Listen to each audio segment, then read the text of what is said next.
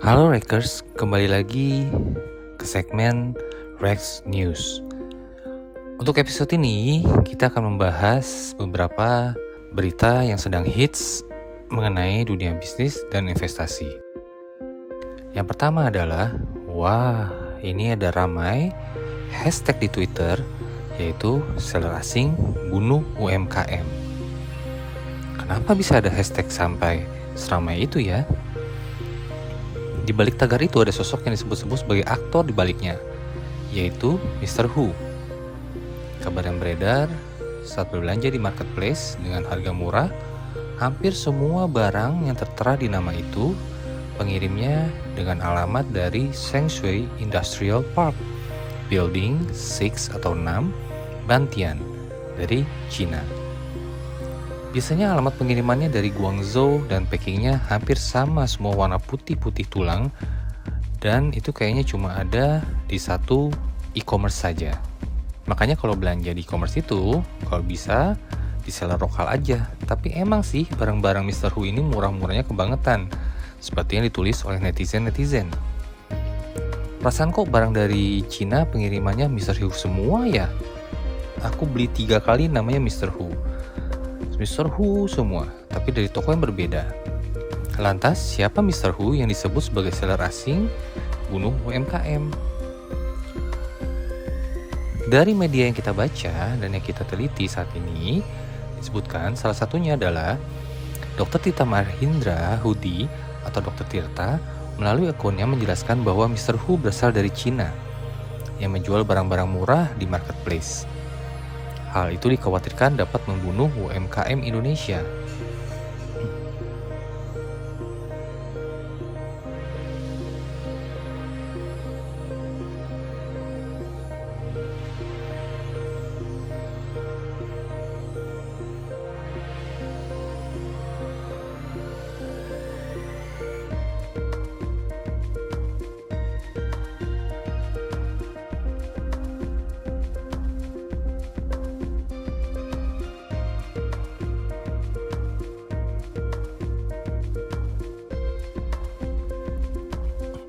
Ada salah satu netizen yang membagikan profil dengan nama lengkap Hu Jinahua yang diduga adalah Mr. Hu. Jika benar itu orangnya, dia bukan orang sembarangan loh. Hu Jinahua yang diduga sebagai Mr. Hu adalah Presiden China Merchants Group Limited Corporation. Sebelumnya, dia juga pernah menjadi Vice Chairman dan seorang anggota direksi dari China Merchants Port Holding. Jadi, gimana Rekers? Menurut kalian, apa benar Mr. Hu itu adalah Hu Jinahua? Nah, intinya kita ini sebagai Indonesia harus membeli barang lokal untuk mendukung UMKM kita, yaitu usaha menengah dan kecil. Kita harus bantu agar ekonomi kita bisa bangkit. Berita yang kedua, ini menyangkut industri makanan, tepatnya industri snack, yaitu akuisisi produsen Lays atau Cheetos oleh Indofood.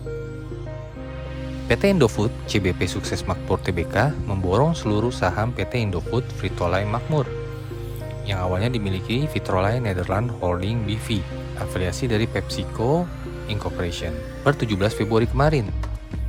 Sehubungan dengan dilakukannya transaksi, maka IFL akan mengakhiri perjanjian lisensi dengan PepsiCo yang harus sudah diselesaikan dalam waktu 6 bulan dari sejak tanggal dilakukannya transaksi. Dengan begitu nih Rekers, mulai Agustus 2021, snack atau makanan ringan produksi afiliasi PepsiCo seperti Lays, Doritos, Cheetos harus hilang dari pasaran. Kebayang gak sih? Saham emiten berkode saham ICBP itu terpantau mulai merangkak naik. Melansir RTI per pukul 10.15 di Indonesia Barat, saham konsumer ini tercatat naik 50 poin ke level 8.875 per saham. Jadi, proses akuisisi ini menaikkan nilai perusahaannya. Cuma Lays dan Cheetos hilang di pasaran. Gimana Rekers? Pasti sih nanti akan ada substitusi produk lainnya ya. Kan enak banget snack itu.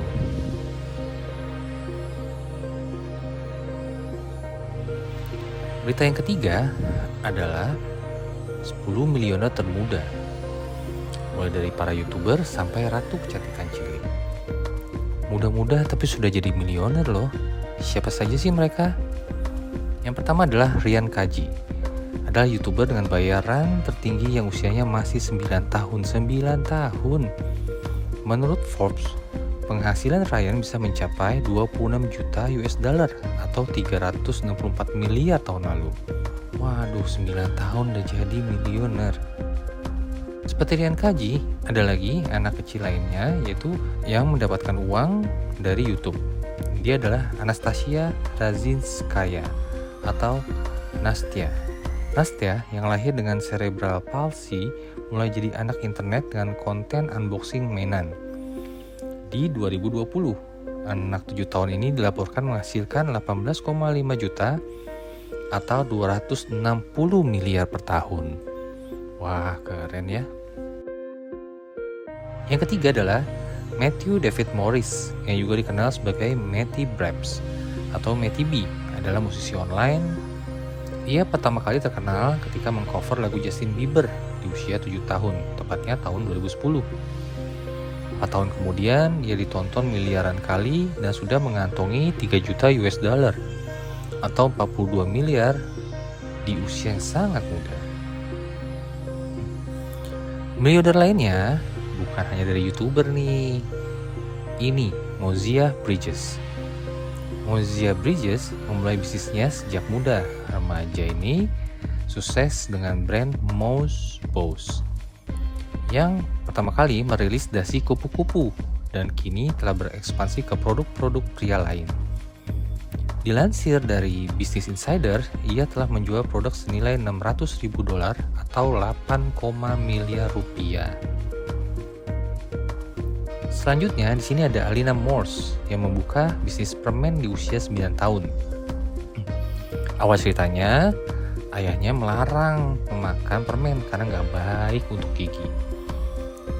Dari situ, Alina Morse berpikir dan mulai belajar membuat permen yang bebas gula dari YouTube.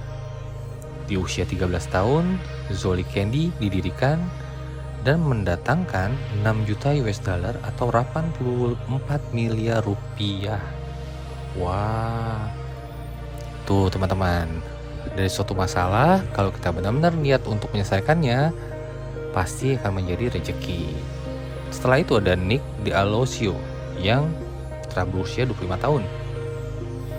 Ia dianggap sebagai seorang legenda karena menemukan aplikasi Samly saat remaja. Tepatnya di usia 17 tahun, ia menjual Samly kepada Yahoo senilai 30 juta US dollar atau 447 miliar. Aplikasi tersebut mengumpulkan berbagai berita dan event terbaru kepada para penggunanya. Dan dari dunia game, yaitu Kyle Gersdorf baru berusia 16 tahun ketika memenangkan Fortnite World Cup. Dari kompetisi ini, dia membawa uang 3 juta US dollar atau 42 miliar. Sebelum jadi pemenang, ia mengaku sering menonton video streaming yang membantunya berkembang sebagai gamer. Ini ada lagi, di usia 5 tahun, Ivan bersama ayahnya membuat video stop motion dengan mainan Angry Bird. Awalnya, Ivan hanya ingin memamerkannya kepada teman-teman dan keluarga, yang ternyata jadi hiburan bagi banyak orang dan dilaporkan jika sejak 2015, ia menerima 1,3 juta US dollar. Kini Ivan dan keluarganya mempunyai 5 akun YouTube. Selanjutnya ada Farhad Achitwala. Walaupun sudah berusia 27 tahun, ia juga merupakan salah satu miliuner yang membangun kesuksesan sejak kecil. Di usia 13, ia meminjam uang sekitar 130.000 rupiah dari orang tua untuk memulai komunitas online, yaitu mengenai aviasi. Proyek itu pun menjadi besar hingga bisa dijual dan kini ia mengembangkan bisnis branding, iklan, dan pengembangan web dengan kekayaan bersih sekitar 56 miliaran. Dan yang terakhir adalah Isabella Barrett. Pertama kali dikenal dari reality show Toddlers and Tiaras yang menampilkan para kontestan ratu kecantikan cilik.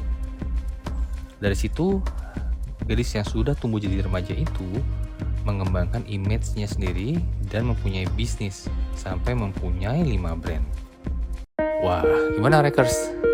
Tertarik kan? untuk bisa sukses dan jadi miliuner, semua orang pasti bisa. Kita harus tetap semangat.